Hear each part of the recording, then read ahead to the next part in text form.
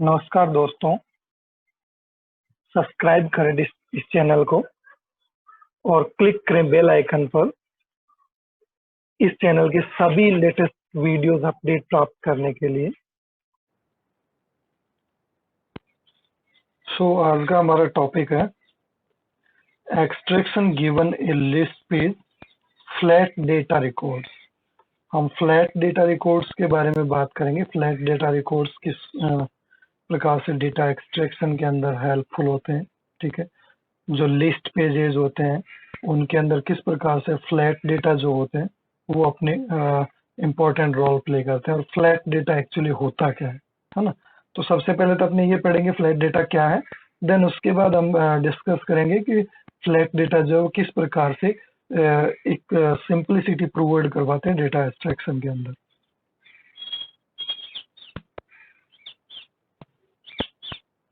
तो सबसे पहले हम डिस्कस करते हैं यहाँ पर फ्लैट डेटा रिकॉर्ड्स के बारे में। Given a single list page, ठीक है, ये चीज हम पहले भी डिस्कस कर चुके हैं। ठीक है, एक तो एक पेज होता है जिसके अंदर एक सिंगल लिस्ट होती है। ठीक है, मान लो नंबर 1, नंबर 2, नंबर 3, इस टाइप से एक कंप्लीट पेज है जिसके अंदर कोई लिस्टिंग की हुई। और एक जो मल्टी लिस्ट या फिर नेस्टेड जो लिस्ट वाले पेजेस होते हैं, तो दोनों में मेनली डिफरेंसेस होते हैं। ठीक है, कुछ इस टाइप से होते हैं, है ना, इस टाइप की कुछ लिस्ट होती है। ठीक है,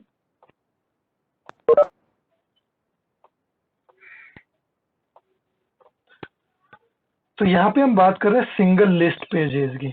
गिवन है single list page with multiple data records, है ना। मल्टीपल डेटा रिकॉर्ड्स होंगे यहाँ पे। ये मान लो 1 है, ये डेटा रिकॉर्ड 2 है, ये डेटा रिकॉर्ड 3 है, ये 4 है और ये 5 है ना। इस टाइप से मल्टीपल डेटा रिकॉर्ड्स हमारे पास अवेलेबल होंगे। ऑटोमेटिकली सेगमेंट डेटा रिकॉर्ड्स, तो टेबल है तो ऑटोमेटिकली डेटा ऑब्वियसली सेगमेंटेड है। ठीक है, extract data from data records. ठीक है, और इन डेटा रिकॉर्ड से हम डेटा को क्या करेंगे, एक्सट्रैक्ट करेंगे। सेगमेंट, सबसे पहले हमें सेगमेंटेशन करना है डेटा रिकॉर्ड्स का एंड देन हमें उसको एक्सट्रैक्ट करना है। Since the data records are flat, है ना, फ्लैट का मतलब है नो नेस्टेड लिस्ट, है ना, यानी इस टाइप का डेटा, ये एक फ्लैट डेटा है। Since the data records are flat, string similarity or tree matching can be used to find similarity structures. दोनों कॉन्सेप्ट हमने पढ़े हैं, स्ट्रिंग सिमिलरिटी के बारे में भी हमने पढ़ा है, ट्री मैचिंग के बारे में हमने पढ़ा है। ठीक है, ये देखो ये टॉपिक हमारे ऑलरेडी आ चुके हैं, ये है ना, string matching, tree matching, we already discuss about it. ठीक है, तो इन दोनों ही मेथड का हम यूज कर सकते हैं, किसके लिए, फ्लैट डेटा के लिए। ठीक है, सिमिलर स्ट्रक्चर फाइंड करने के लिए हम इनमें से दोनों में से किसी भी मेथड को हम यूज कर सकते हैं, चाहे वो स्ट्रिंग मैचिंग हो चाहे वो tree matching. Okay, computation is a problem, है ना। कंप्यूटेशन की इसके अंदर थोड़ी सी प्रॉब्लम है, देखते हैं हम आगे चलेंगे, देखेंगे किस किस टाइप की प्रॉब्लम्स हमारे सामने आती हैं, कौन कौन सी प्रॉब्लम को यहाँ पे फेस किया जाता है। A data record can start anywhere and end anywhere. Data record कहीं से भी स्टार्ट हो सकता है और कहीं पे भी एंड हो सकता है ना। ये मैचिंग, जब स्ट्रिंग मैचिंग वगैरह हमने पढ़ा था तो हमने देखा था कि हमने कुछ टैग्स इंसर्ट किए थे या कुछ जिनको बोलते हैं हम एक लैंडमार्क्स हमने इंसर्ट किए थे। उन लैंडमार्क्स के अकॉर्डिंग हम यहाँ वहाँ पे उनको मैच कर रहे थे और एक्सट्रैक्ट कर रहे थे। बहुत सारे लैंडमार्क्स के रूल्स हमने वहाँ पे स्टडी किए थे। कि किस किस टाइप से हम लैंडमार्क्स वहां पे अप्लाई कर सकते हैं। तो वही स्टार्ट और एंडिंग रूल हमने वहां पे डिस्कस किए थे, अगर आपको याद हो तो। अदरवाइज आप पिछले वीडियोज एक बार देख लेना। तो यहाँ पे हम डिस्कस करते हैं टू इम्पोर्टेंट ऑब्जर्वेशन। क्या ऑब्जर्वेशन है, हम यहाँ पे फ्लैट डेटा के रेफरेंस में क्या ऑब्जर्व करते हैं, किस टाइप से उनको हम इजीली एब्स्ट्रैक्ट कर सकते हैं। तो यहाँ पे ऑब्जर्वेशन फर्स्ट देखो, a group of data records that contain descriptions of a set of similar objects, है ना। सिमिलर ऑब्जेक्ट्स का डिस्क्रिप्शन यहाँ पे एक ग्रुप ऑफ रिकॉर्ड्स ने कंटेन कर रखा है ना। बहुत सारे रिकॉर्ड्स हैं, बट उनके अंदर डिस्क्रिप्शन किसका है, सिमिलर ऑब्जेक्ट्स का है। Are typically presented in a contiguous region of a page and are formatted using similar HTML tags। तो कहीं ना कहीं उनको सिमिलर HTML टैग्स के द्वारा फॉर्मेट किया हुआ होगा, ठीक है, और वो कंटिन्यूअस फैशन में होंगे, है ना। अगर सेम टाइप के ऑब्जेक्ट के बारे में अब अगर आप कुछ लिख रहे हो तो ऐसे रहने कि एक पैराग्राफ यहाँ लिखा और दूसरा पैराग्राफ आपने 5 पेज के बाद लिखा, है ना। अगर किसी सिमिलर ऑब्जेक्ट के बारे में लिख रहे हो तो ऑब्वियसली आप कंटिन्यूअस फॉर्म में लिखोगे।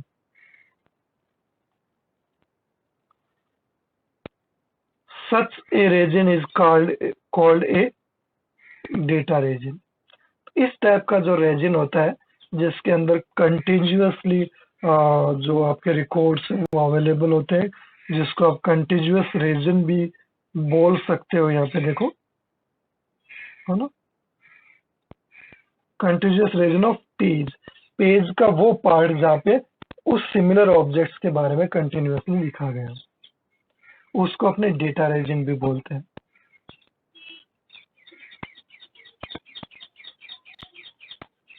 Second observation, a set of data records are formed by some child subtrees of the same parent node. Set of data records are formed by some child, ना, यहाँ पे हम ट्री की बात कर रहे हैं,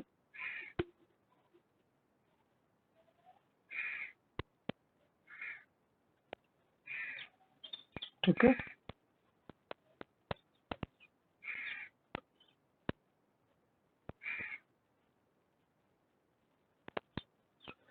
देखो यहाँ पे मान लो हम बात करें चाइल्ड सब ट्री की, तो मान लो ये एक चाइल्ड सब ट्री है,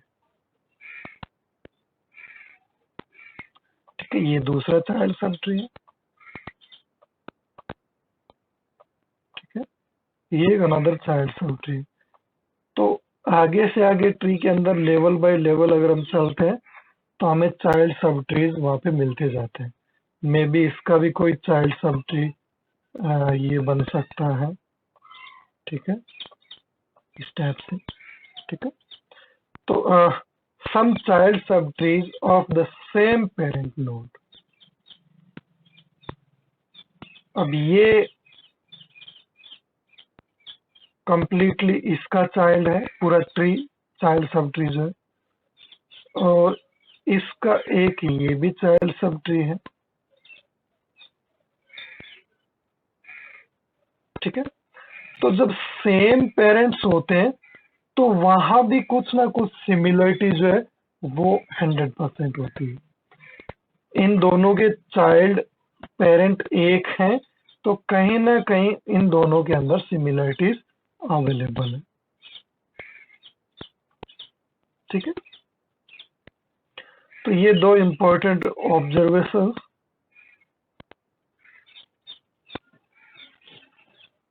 यहाँ पे हमने देखे। नेक्स्ट हम बात करते हैं, देखो एक एग्जांपल की। यहाँ पे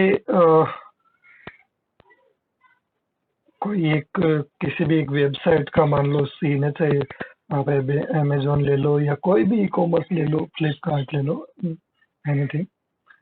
यहाँ पे एक लैपटॉप या नोटपैड आई बुक जिसको हम बोलते हैं, एप्पल की एक आई बुक लैपटॉप है, ठीक है, जिसका मॉडल ये वाला है, और 600 मेगाहर्ट्ज पावर पीसी, और कुछ इसके 128 MB RAM and 20 GB hard disk drive, इस प्रकार के कुछ इसके फीचर्स यहाँ पे दिए गए है ना। ये कंप्लीट क्या है, मेनली इसकी हेडिंग है।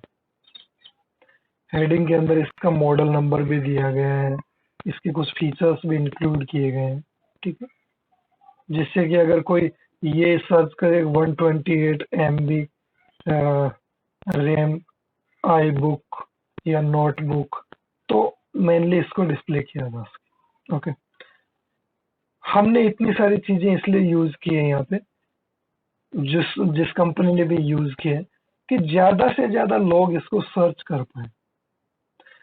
केवल ये लिख देता कि एप्पल नोटबुक और दैट मॉडल नंबर, तो मॉडल नंबर तो किसी को याद नहीं रहते यार, मॉडल नंबर से कोई सर्च नहीं करने वाला। फिर कैसे सर्च करेगा, एप्पल नोटबुक्स के नाम से सर्च करेगा, ठीक है, एप्पल आई बुक के नाम से सर्च करेगा। तो मे बी एप्पल के यहाँ पे 1000 आई बुक्स है, ठीक है, तो वो कौन से को देखेगा, हो सकता है उसकी रिक्वायरमेंट 128 हो, और स्टार्टिंग में रिजल्ट जो दिखे वो वहाँ पे 2 GB 5 GB जो हाई कॉस्टली है उनके रिजल्ट हों, तो क्या वो 1000 रिजल्ट्स को चेक करेगा? नहीं करेगा। इतनी लंबी लिस्ट कोई चेक नहीं करता है ना। तो अकॉर्डिंग टू यूजर्स रिक्वायरमेंट जैसे वो सर्च करे, अगर उसको 128 MB रैम की रिक्वायरमेंट है तो 120 MB रैम नोटबुक या आई बुक वो सर्च करेगा, है ना। हम जनरली ऐसे ही सर्च करते हैं, ठीक है, हम सभी ऐसे ही सर्च करते हैं। तो मेनली ये जो छोटे छोटे पार्ट्स हैं, छोटे छोटे सेगमेंट्स हैं, ये बहुत इंपॉर्टेंट है, ये अपने आप में बहुत ज्यादा इंपॉर्टेंट है। ये कस्टमर रेटिंग को भी इंक्रीज करते हैं, कस्टमर्स के व्यूज को भी यहाँ पे इंक्रीज करते हैं, और ऑब्वियसली कहीं ना कहीं सेलिंग भी इंक्रीज होती है ना। अब यहाँ पे देखो, इसका नीचे भी डिस्क्रिप्शन दे रखा है, 6 megahertz power PC G3, same ये चीज हमने हेडिंग के अंदर दे दिया, नेम हेडिंग के अंदर। 120M एस रैम है, यहाँ पे हमने रैम लिखा था, डी रैम या एस रैम का यहाँ पे हमने जिक्र नहीं किया था। ओके, 20 GB हार्ड डिस्क है। तो ये फीचर्स हैं, है ना। 24 CD रोम है, airport ready, Mac operating system है इसके अंदर, Mac OS X, Mac OS 9.2, QuickTime, iPhoto, iTunes 2 और आई मूवीज, इस टाइप के जितने भी फीचर्स हैं उनको हम यहाँ पे लिस्टिंग करते हैं, ठीक है। इसी प्रकार एक नेक्स्ट यहाँ पे प्रोडक्ट दिखा रखा है। अब देखो, ये मात्र कितने का है, $1194 का, ठीक है। ये भी एप्पल का है, ठीक है। यहाँ पे ये पावर बुक नोटबुक है, ये आई बुक नोटबुक था, ठीक है। तो कोई एप्पल नोटबुक सर्च करेगा तो ये तो power book note I book सभी के रिजल्ट देगा, और सभी में से ढूंढना, है ना, कोई यूजर यहाँ पे घंटे 2 घंटे का टाइम वेस्ट नहीं करता है कभी भी प्रोडक्ट को सर्च करने के लिए। तो यहाँ पे इसलिए इन चीजों की नेसेसरी यहाँ पे हो जाते हैं। देखो यहाँ पे रैम 256 MB दे दिया, 30 GB हार्ड डिस्क दे दिया, है ना। तो अगर इसके अकॉर्डिंग कोई सर्च करना चाहे तो मेनली उसके अकॉर्डिंग यहाँ पे रिजल्ट जो है वो दे दी जाते हैं। तो ये मेनली एक फ्लैट डेटा का सिस्टम हम यूज करते हैं और ये फ्लैट डेटा जो है वो हमें सिंप्लिसिटी प्रोवाइड करवाते हैं।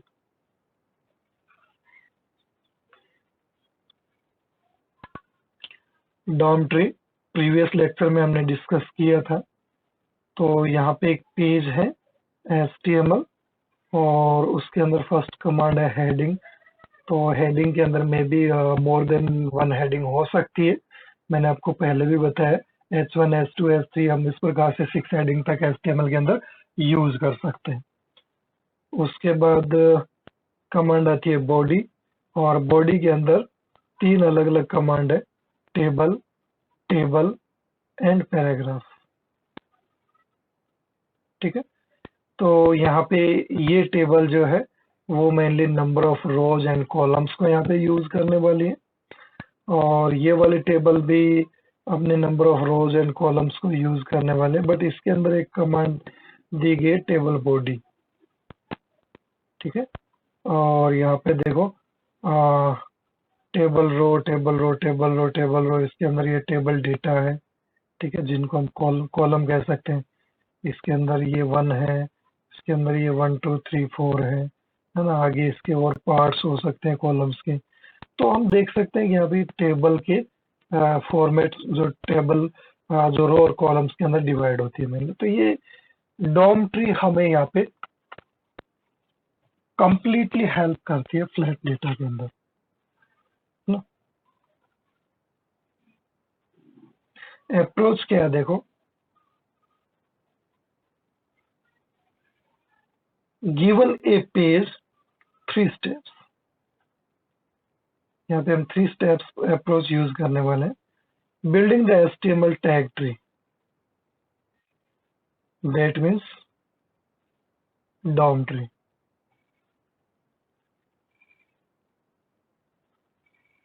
है ना। सिंपली सबसे पहले डॉम ट्री क्रिएट करो, जो भी पेज है उसका।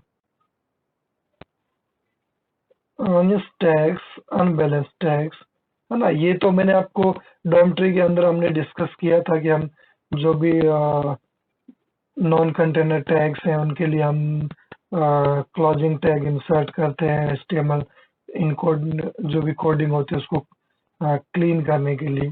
ठीक है, तो यहाँ पे ये सब चीजें हम यूज करेंगे। अनबैलेंस जो टैग्स हैं उनको बैलेंस करना, जो क्लोजिंग टैग नहीं है उनमें क्लोजिंग टैग इंसर्ट करना, ये सब है ना। तो ये तो डॉम ट्री के पार्ट्स हैं।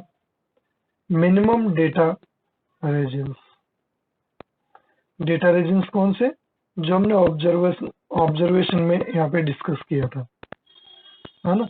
जो किसी पर्टिकुलर सिमिलर ऑब्जेक्ट्स के इंफॉर्मेशन एक कंटिन्यूअस फॉर्मेट के अंदर रखती है, और वो इंफॉर्मेशन जहाँ पे अवेलेबल होता है उसको हम उस टॉपिक से रिलेटेड डेटा रीजन बोलते हैं। ठीक है, तो माइनिंग डेटा रीजन्स, या डेटा रीजन्स को हम फाइंड करेंगे कौन कौन से डेटा रीजन्स अवेलेबल है यहाँ पे। स्प्रिंग मैचिंग और ट्री मैचिंग है, इन दोनों टेक्निक को यूज करके हम ऐसा करने वाले हैं, माइनिंग डेटा रीजन्स करने वाले हैं हम। और आइडेंटिफाइंग डेटा रिकॉर्ड्स, देन आप डेटा रिकॉर्ड्स को आइडेंटिफाई करो। तो ये 3 मेथड्स है। सबसे पहले डॉम ट्री क्रिएट करो, देन डेटा रीजन्स फाइंड करो है ना, और देन आप जो भी डेटा रिकॉर्ड्स है उनको आइडेंटिफाई करो। Rendering information is very useful in the whole process. Mining a set of similar structures. Similar structures के सेट्स को यहाँ पे हम मेनली माइन करेंगे। तो देखो किस प्रकार से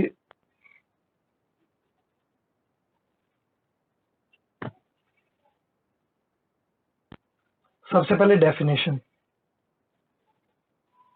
तो अगर डेफिनेशन की देखो हम बात करें तो ए जनरलाइज्ड नोड, ठीक है, of length R consist of r of r greater than equal to 1। यानी कि ट्री की अगर हम बात करें तो जो जनरलाइज्ड नोड होते हैं, देखो जनरलाइजेशन और स्पेशलाइजेशन मेनली तो हम डेटाबेस के अंदर डिस्कस करते हैं ईआर डायग्राम के अंदर, but specialization is top to bottom process and generalization is bottom to tops. ठीक है, ये जनरलाइजेशन है, ये स्पेशलाइजेशन है। तो एक जनरलाइज नोड की अगर हम बात करें, ठीक है, जो कि नोड कॉम्बिनेशन होगा, ठीक है, अगर इन दोनों को हम जनरलाइज फाइंड करें तो इन दोनों को जनरलाइज्ड ये मिलेगा हमें, और ये ऑब्वियसली कॉम्बिनेशन होगा किसका, इन दोनों का, ठीक है, of length R consisting of are nodes in the tag tree with the following two properties. Okay, कौन कौन सी properties है? The nodes all have the same parent. तो यहाँ पे properties ये है कि इन दोनों का parent जो है वो same होना चाहिए. Okay, parent same है. The nodes are adjacent. Obviously nodes adjacent से है ना, दोनों एक दूसरे के एडजेंस्ट नोड है, ठीक है। अगर हम इस नोड की बात करेंगे तो इसके दोनों एडजेंस्ट, ये वाले नोड्स तीनों एडजेंस्ट है ना, ये भी एडजेंस्ट माना जाता है ना, ये तीनों इसके एडजेंस्ट कहलाएंगे। तो ये दोनों आपस में क्या हो गए, यहाँ पे ये पड़ोसी हो गए, इसके एडजेंस्ट के रूप में यूज किए जा रहे हैं। और डेफिनेशन सेकंड की अगर बात करें तो a data region is a collection of two or more generalized nodes with the following properties. यानी डेटा रीजन की अगर हम बात करें तो डेटा रीजन एक क्या होता है, देखो according to definition generalized nodes जो होते हैं उन जनरलाइज्ड नोड्स में जो हम डेटा रीजन फाइंड करते हैं, ठीक है, तो मेनली दो या दो से अधिक जो आपने नोड्स उसके अंदर इंक्लूड किए हैं उनका कॉम्बिनेशन ही यहाँ पे डेटा रीजन कहलाएगा। जैसे मान लो इन दो को जनरलाइज किया और इस पे जनरलाइज किया, तो हम टोटल इस सब ट्री की बात कर रहे हैं। तो यहाँ पे ये जो है ये क्या बन जाता है, ये डेटा रीजन बन जाता है।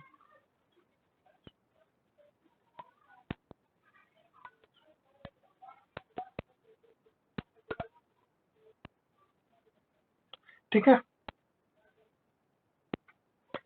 देखो यहाँ पे प्रॉपर्टीज क्या है, the generalize nodes all have the same parent.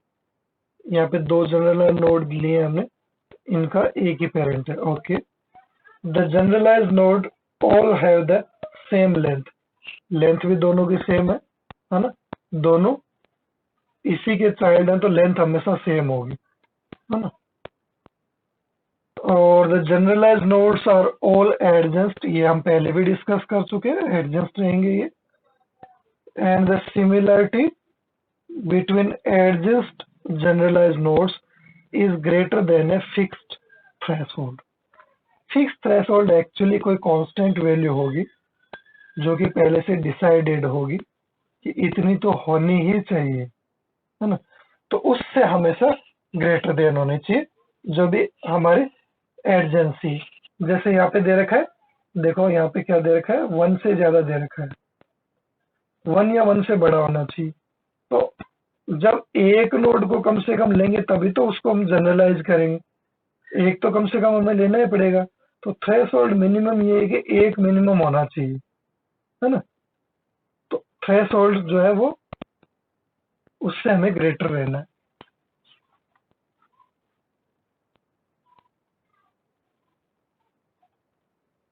यहाँ पे देखो डेटा रीजन्स को माइन किया गया है। तो यहाँ पे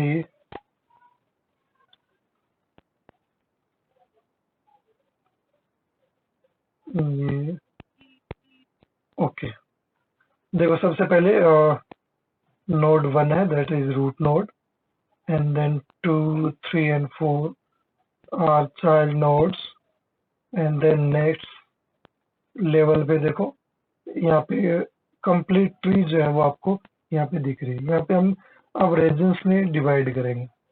तो यहाँ पे देखो, अगर हम बात करें, मान लो ये कुछ नोड्स है,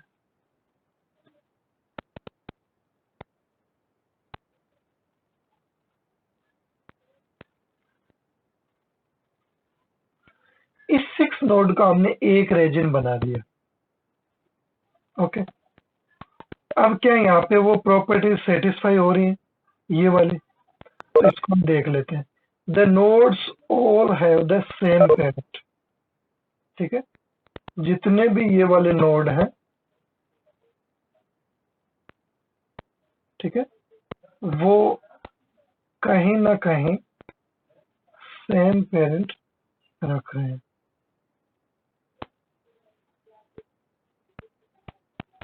ठीक है, देन नेक्स्ट क्या है? The nodes are एडजेंट।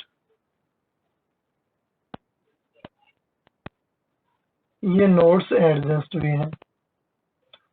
2 से अगर हम एक्सेस करेंगे तो 5 6 7 8 9 10, ये 6 के 6 नोड क्या है? एडजेंट नोड्स है।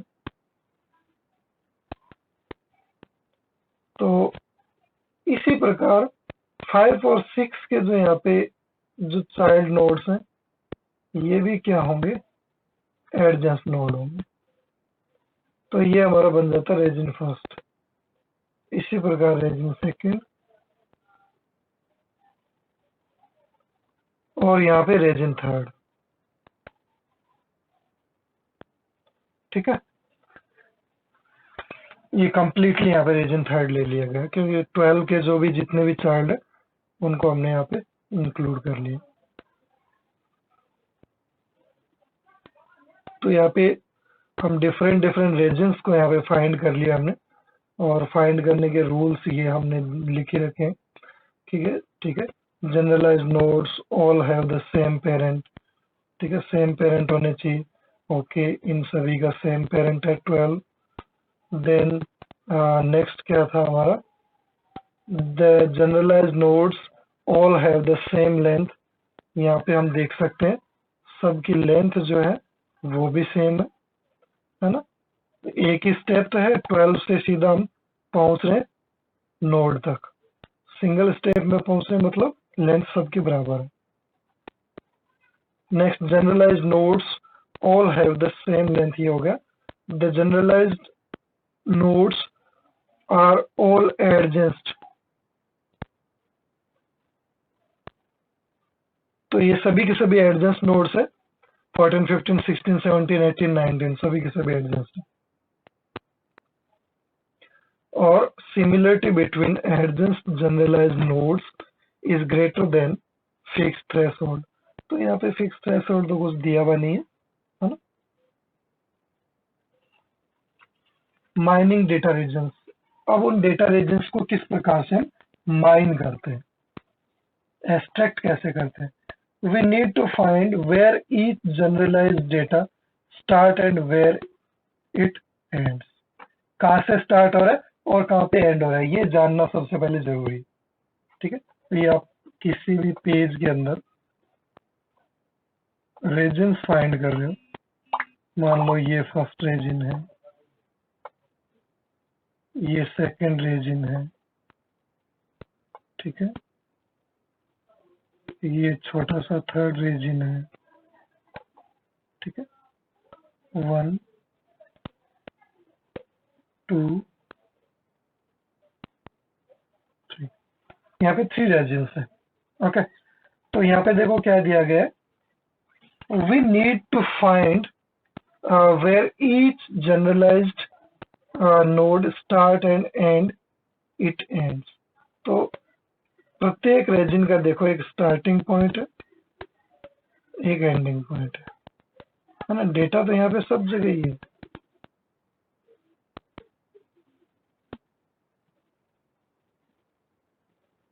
ठीक है, डेटा सब जगह ही है।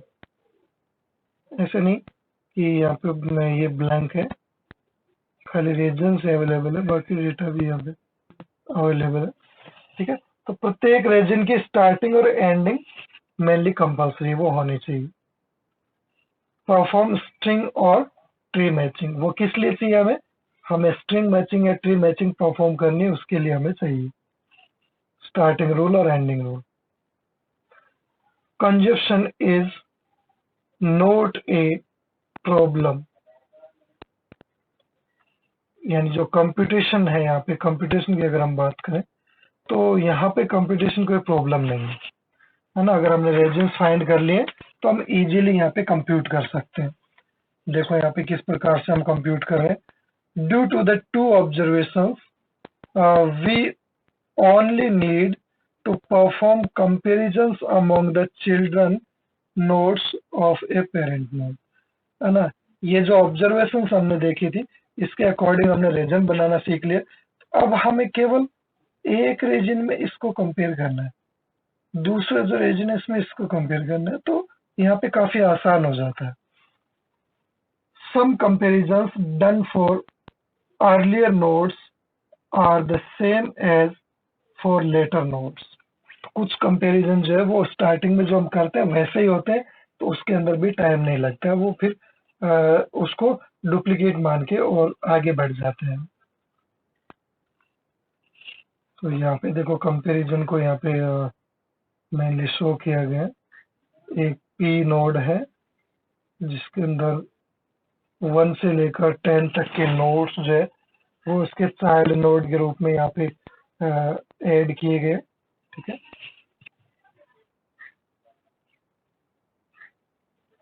We use illustrate the comparison process. Figure has 10 nodes below to a parent node, है ना। टोटल 10 नोड है 1 से 10 तक। We start from each node and perform a string or tree comparison of all possible comparisons of component node। हम one by one सबको लेंगे और सभी से कंपेयर करेंगे। ठीक है, जैसा हमने स्ट्रिंग और ट्री मैचिंग के अंदर किया था, हमने ऐसा ही किया था, है ना। एक को हमने सेंट्रोइड वैल्यू या सीड वैल्यू माना था, है ना, और फिर उससे हमने बाकियों को कंपेयर किया था, है ना। Let the maximum number of comparisons that a generalized node can have be in this example. तो मैक्सिमम यहाँ पे आपको दिख ही रहा है कितने कंपेरिजंस होंगे। ये कंपेरिजंस देखो यहाँ पे दे रखे हैं, 1 का 2 से, 2 का 3 से, 3 का 4 से, 4 का 5 से, 5 का 6 से, 6 का 7 से, 7 का 8 से, 8 का 9 से, 9 का 10 से। ये फर्स्ट फेज था। सेकेंड फेज में 1 का 2 से और 3 का 4 से। ठीक है।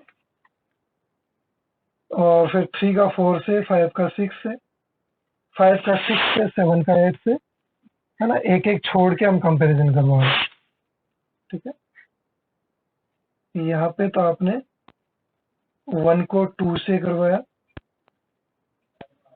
ठीक है, और फिर 2 से 3 को करवाया, 3 से 4 को करवाया, 4 से 5 को करवाया, और 5 से 6 को, और 6 से 7 को, और 7 से 8 को, 8 से 9 को, और 9 से 10। बट यहाँ पे ऐसा नहीं है। यहाँ पे देखो 1 को 2 से करवाया, 2 को दोबारा यूज नहीं करा, 3 को 4 से करवाया। यहाँ पे हम 2 को दोबारा यूज करते हैं, 1 का 2 से, 2 का 3 से। ठीक है। तो ये थोड़ा सा मेनली डिफरेंस है दोनों के अंदर। ठीक है। उसके बाद अगर हम बात करें यहाँ पे थर्ड की, तो देखो 1 का 2 से, 2 का 3 से, फिर 4 का 5 से, 5 का 6 से, ये और छोटे कंपेरिजन होगा। इस टाइप से हम कंपेरिजन को रिड्यूस कर सकते हैं। ठीक है।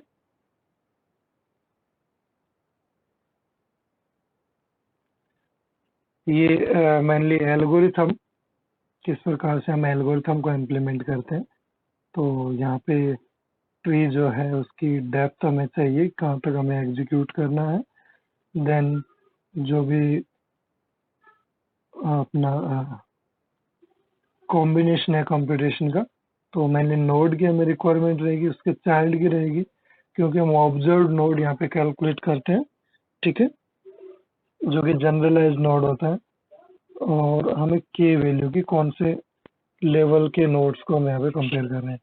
डेटा रीजन्स हम अगर बात करें तो डेटा रीजन्स हम फाइंड करेंगे सबसे पहले कॉम्बिनेशन कंपैरिजन के बेस पे, ठीक है। और उसके बाद यहाँ पे डेटा रीजन्स को फाइंड होने के बाद इफ अनकवर्ड नोड, अगर कोई नोड ऐसा हो जो अनकवर्ड हो, जिसका डेटा रीजन के अंदर नाम ना आया हो, ठीक है, देन नोड चिल्ड्रन, ठीक है। अगर वो चिल्ड्रन नहीं है उस पर्टिकुलर नोड का, जो आप एग्रीगेटेड नोड जिसके रेफरेंस में आप फाइंड आउट कर रहे हो, तो वो अनकवर्ड नोड माना जाएगा।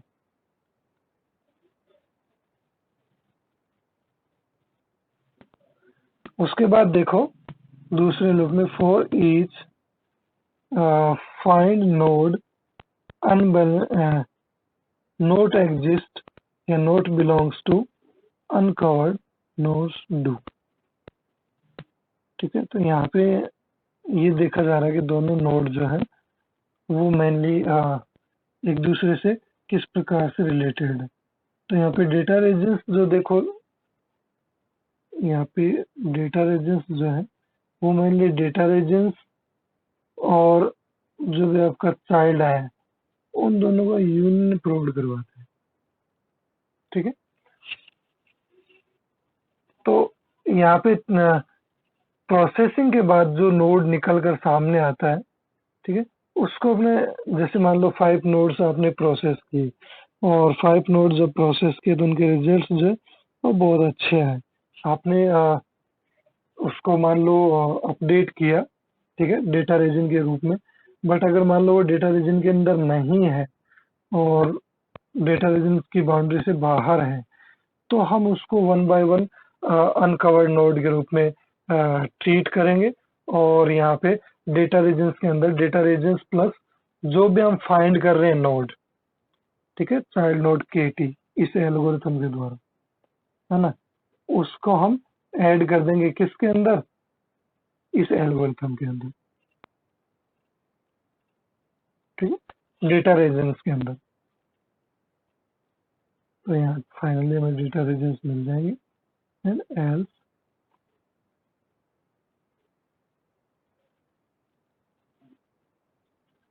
Find data records from generalized nodes. तो जनरलाइज नोड से देखो किस प्रकार से आप डेटा को यहाँ पे फाइंड करने वाले हो। ए जनरलाइज नोड में note represent a data record. तो जनरलाइज नोड जो है वो डेटा रिकॉर्ड को रिप्रेजेंट नहीं करता है। In the example of the right each row is found as a generalize node. प्रत्येक जो रो है वो एक जनरलाइज नोड के रूप में यहाँ पे मिल रही है। This step needs to identify each of the 8 data records. Not hard. We simply run the MDR example using MDR algorithm given each generalized node as input. तो किसी भी MDR एल्गोरिथम को हम सिंपली एग्जीक्यूट कर सकते हैं, ठीक है। There are some complications. तो यहाँ पे कुछ कॉम्प्लिकेशंस अवेलेबल है जो कि उनको रीडिंग से रिलेटेड है,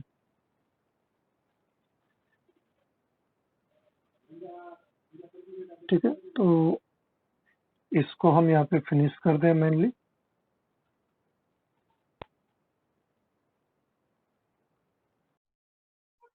हेलो दोस्तों, चैनल को सब्सक्राइब करना ना भूलें, वीडियो को लाइक करें, शेयर करें और बने रहें आपके अपने चैनल पॉसिबल नॉलेज के साथ इसी तरह के लेटेस्ट वीडियोस पाने के लिए।